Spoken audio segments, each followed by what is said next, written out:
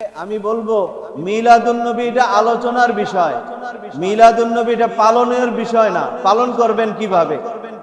রাসূলুল্লাহ সাল্লাল্লাহু আলাইহি সাল্লামের মিলাদ, রাসূলুল্লাহ সাল্লাল্লাহু আলাইহি সাল্লামের জন্ম সারা পৃথিবীর সমস্ত মানুষের জন্মের আলাদা, যেটা নবীর জন্মের সাথে কারো জন্ম মিলে না।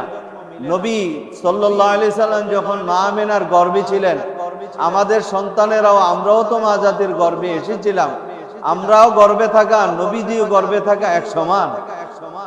এগুলি হলো মিলাদুন নবী, নবীর জন্ম ইতিহাস। আমেনা রাদিয়াল্লাহু তাআলা আনহা রাসূলের আম্মা জান, রাসূল পাক সাল্লাল্লাহু আলাইহি ওয়াসাল্লাম আম্মা জান আমেনা রাদিয়াল্লাহু তাআলা আনহা বলেন, যখন মুহাম্মদ সাল্লাল্লাহু আলাইহি ওয়াসাল্লাম আমার গর্ভে আসলো, আমি একটা জ্যোতি দেখলাম, আলো দেখলাম। এই আলোতে কিসরা এবং সিরিয়া উভয় আমার চোখের দৃষ্টিতে আসলো। আল্লাহ তাআলা বুঝাই দিলেন, এগুলি সব মুসলমানদের কবজায় চলে আসে।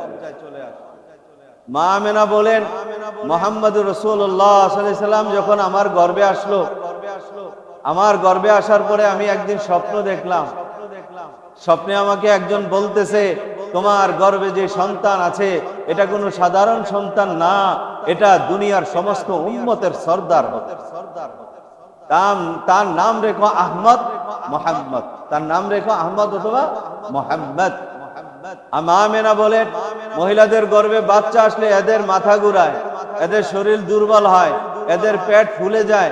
আল্লাহ, মা আমেনা বলেন, আল্লাহর কসম, মুহাম্মদুর রাসূলুল্লাহ সাল্লাল্লাহু আলাইহি ওয়াসাল্লাম আমার গর্ভে আসার পরে আমার মাথাও ঘুরায় নাই, শরীরে দুর্বলও লাগে নাই, পেটও ফুলে নাই। জোরে কোন সুবহান। মা আমেনা বলেন, বাচ্চা ভূমিষ্ঠ হওয়ার সময় মায়েরা কত কষ্ট পায়, কিন্তু মুহাম্মদুর রাসূলুল্লাহ সাল্লাল্লাহু আলাইহি ওয়াসাল্লাম যখন আমার গর্ভ থেকে ভূমিষ্ঠ হইল, আল্লাহর কসম আমি কোনো ব্যথা কষ্ট অনুভব করি নাই। অন্য অন্য বাচ্চারা ভূমিষ্ঠ হইলে পরে এদের নার কাটতে হয়, নাভির সঙ্গে, মার নাভির সঙ্গে সন্তানের নাভি লাগানো থাকে, এটা কাটতে হয় ব্লেড দিয়ে অথবা অন্য কিছু দিয়ে। এক সময় বাঁশের লেল দিয়া কাটতো, এখন আধুনিক যুগ ব্লেড দিয়া কাটে, আরো কেচি দিয়া কাটে। তো আল্লাহর মা আমেনা বলেন, মুহাম্মদুর রাসূলুল্লাহ সাল্লাল্লাহু আলাইহি সাল্লাম আমার গর্ভ থেকে ভূমিষ্ঠ যখন হয়েছে, খতনাকৃত অবস্থায় এবং নার কাটা অবস্থায়। আচ্ছা বলেন তো, এগুলি কি পালন করা সম্ভব? কথা বলেন, এগুলি পালন করা সম্ভব? আমাদের বেলায় কি এগুলি হবে কখনো?